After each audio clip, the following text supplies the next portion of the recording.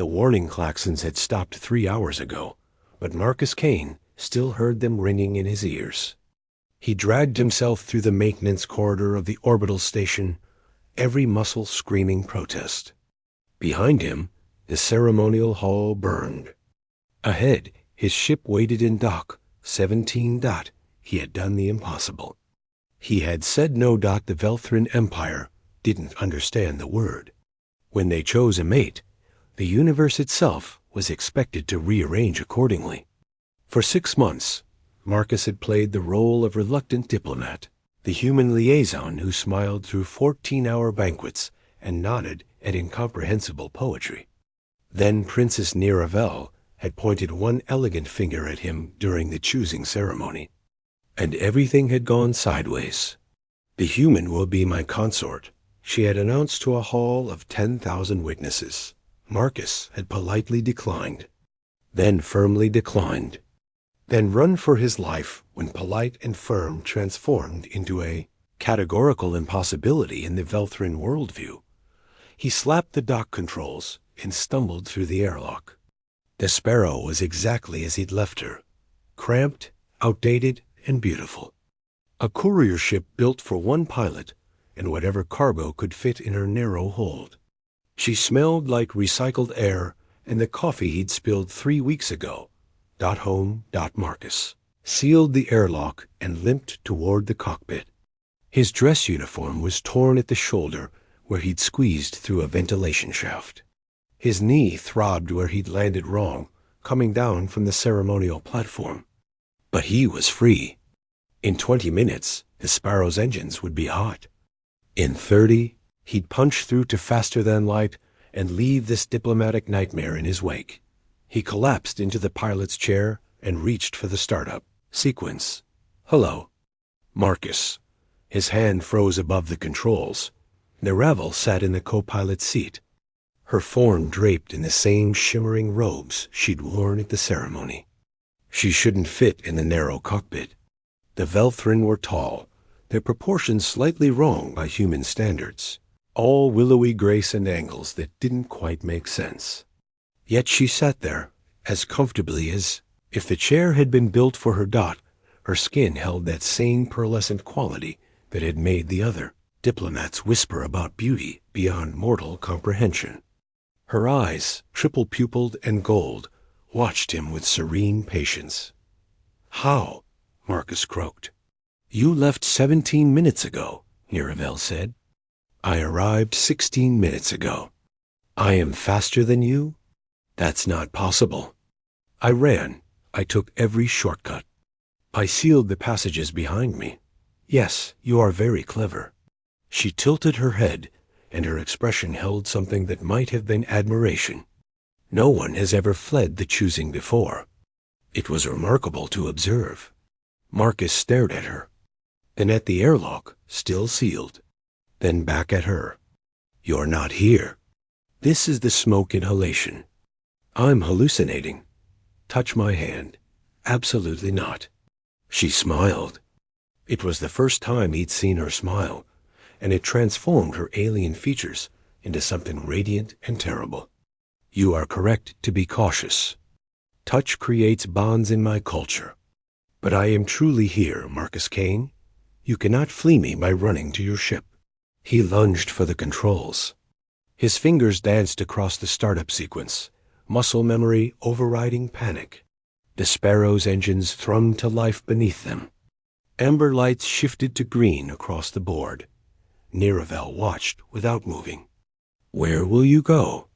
"Anywhere, everywhere." The docking clamps released with a shudder. Marcus grabbed the flight stick and threw the Sparrow into reverse. The station fell away beyond the viewport, its ring of lights already looking small against the star field. Earth, the outer colonies, the independent worlds. Somewhere your empire doesn't reach. "We reach everywhere," Niravel said softly. "We have been a spacefaring species for 12,000 years. We shape the trade routes that humanity now uses. There is no corner of known space we have not touched. Then I'll find an unknown corner." Marcus slammed the throttle forward. The Sparrow leaped ahead, engines screaming. "You can't follow me through a jump." "No," she agreed. "But I will be waiting when you arrive." He didn't answer. The nav computer cycled through jump coordinates, rejecting destinations too close to Velthrin space. His hands shook as he entered the sequence for a mining. Outpost 3 sectors away. Nobody, nothing, just automated ore processors and silence. Jumping.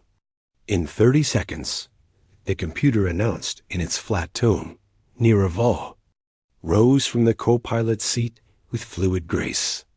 She was too tall for the cockpit. Her head should have scraped the ceiling. It didn't. She moved toward the rear cabin, then paused at the threshold. "I chose you for a reason." "Marcus Kane?" "Great, wonderful, not interested." "You do not yet understand what being chosen means." "It means I lose my freedom." "It means becoming a trophy." "It means giving up everything I am to be what your empire expects." The jump countdown hit 15 seconds. "I've read the briefings. A Velthrin consort has no rights, no voice, no life outside their partner's shadow. So no, absolutely not. Never." Niravel was quiet for a moment. Beyond the viewport, space began to shimmer as the jump drive built charge. "Your briefings were written by people who have never been chosen. They do not understand. Explain it to me then." "Not yet. You are not ready to hear." "Jumping," the computer said, and reality twisted. The Sparrow fell through the hole Marcus had punched in space and came out screaming at the other end. Red lights flooded the cockpit. Proximity alarms wailed. Marcus yanked the flight stick hard right, and a piece of debris the size of his ship tumbled past where they'd been a heartbeat before. The mining outpost was gone. In its place floated a debris field, metal twisted into abstract sculptures by some recent violence. "What did you do?" Marcus whispered. Niravel had returned to the co-pilot's seat. She studied the wreckage without expression. "Nothing. This occurred 4 days ago. Pirates, according to the local traffic reports." "You checked the traffic reports?" "While you were entering jump coordinates. Your data connection is very slow." She gestured at the communications panel. 3 other destinations on your navigation list have similar problems. I saved you the fuel." Marcus stared at the debris field.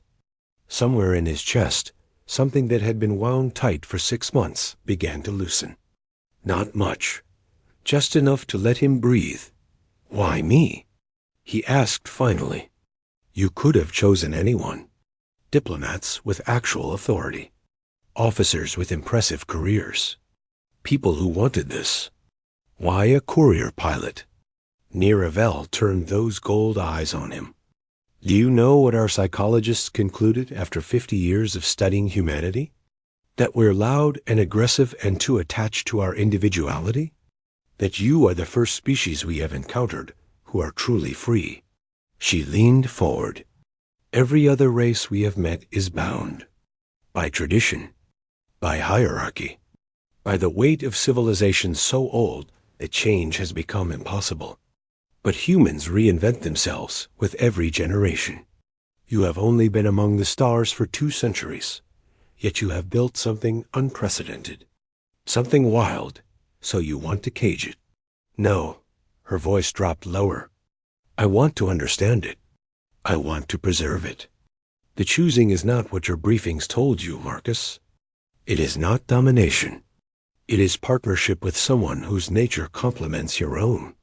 You are a man who runs toward freedom. I am a woman trapped by duty. Together, we could be something neither of us can be alone." Marcus looked at her. Really looked, for the first time since she'd spoken his name in the ceremonial hall. He saw the weight she carried in the set of her shoulders.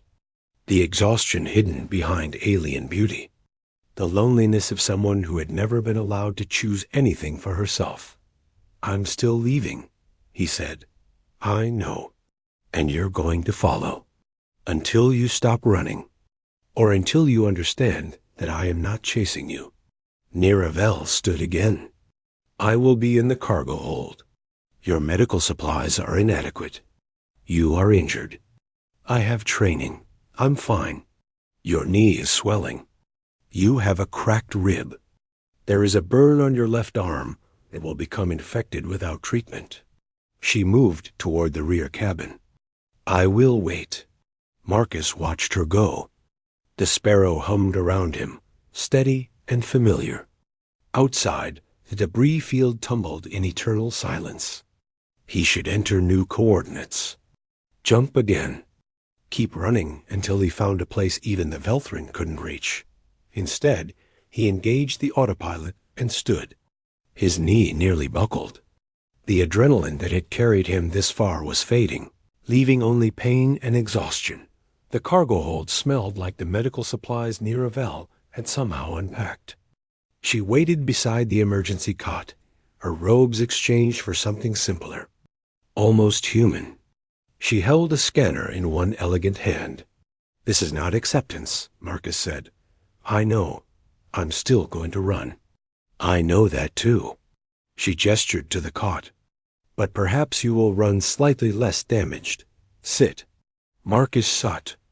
As Niravel's scanner hummed over his injuries, he stared at the cargo hold ceiling and wondered what it meant that he'd stopped running, even for a moment. Wondered if freedom meant having the choice to stop or having nowhere left to hide. Where will we go next? Niravel asked softly. The question hung between them. Not where will you go? Where will we go? I don't know yet, Marcus admitted. Niravel smiled again, smaller this time. Almost human. Good. Neither do I. The sparrow flew on through the dark, carrying two people who didn't understand each other yet, running toward something neither could name.